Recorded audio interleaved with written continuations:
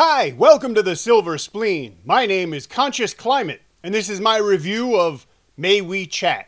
Philip Young directed May We Chat, his second film. His first was 2009's Glamorous Youth, and like that film, May We Chat is a Category 3 movie about teenagers. That's an odd contradiction because Category 3 movies aren't viewable by anyone under the age of 18. May We Chat tells a story of three young women who meet through using WeChat, a social media app that's very popular in mainland China. Kabby Hui, Heidi Lee, and Rainky Wai play a trio of young women from different backgrounds with different problems. Wai has to take care of her drug addict mother and her little sister, a juvenile delinquent in training. Yiki is a deaf mute who was unceremoniously dumped on her grandmother by her uncaring parents. The only way she can earn money, apparently, is by compensated dating, which is a fancy phrase that means fucking strangers for money. She's a prostitute. That don't make her a bad person, I'm just saying. Yan is unhappy that her mother has remarried and found money, if not love. These three young women have never met in real life until Yan disappears.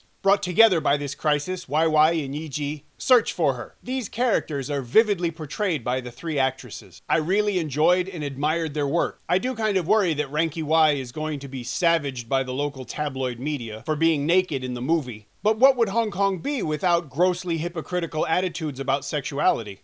The best indication of how well these young actresses do in their jobs is the way in which they breathe life into an excessively melodramatic script. I had a real problem with the way the story develops and the way that I think the director and screenwriter, which is the same person, wants us to feel about these young women and the world they live in. I'm not a parent. Still, I don't think that's the only reason I had a hard time seeing these young women as anything other than self-absorbed, irresponsible brats. But just because they're young and stupid doesn't mean that they should be excused from responsibility for their own dumbness. If you want me to feel bad for naive young women who have terrible things happen to them, maybe you might want to write the story so that they're not always the catalysts for their own victimization. I'm not sorry if a woman of any age knowingly allows herself to get roofied and ends up having a train run on her.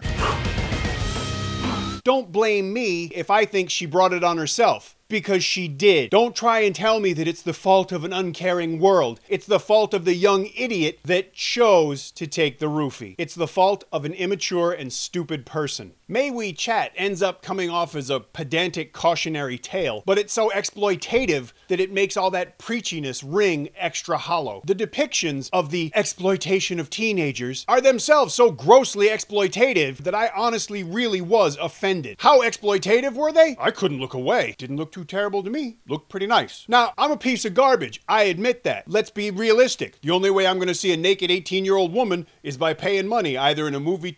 Never mind that. My point is this. This film was supposed to be showing me what a terrible thing was going on with these young women. If you want me to feel bad for a young woman in the sex industry, don't show me lingering shots of her breasts as she gets humped up against a glass shower door. I bet that makes you uncomfortable. It makes me uncomfortable. But don't show me that kind of stuff practically in slow motion and for quite a long time, because all that does is commit the same sin you're trying to show me is so terrible. By making May We Chat so explicitly Category 3, the film makes itself off limits to the very demographic that most needs to see it. Teenagers. To be generous, that's also the only demographic that's likely to either overlook or not notice the heavy-handed melodramatic excesses. May We Chat impressed me, but not always in a good way. I really disliked the way that it developed and presented the story, even as I really admired the performances in the story. Too bad the young women that perform so admirably end up being so terribly exploited by the movie, kinda like the audience.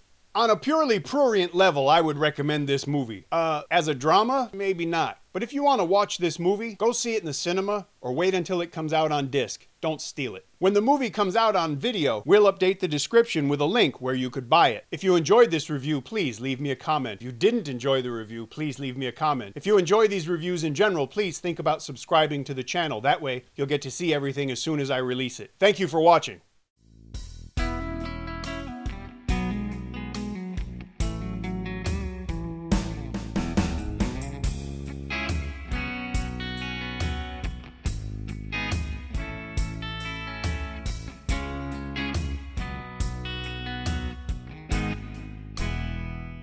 By making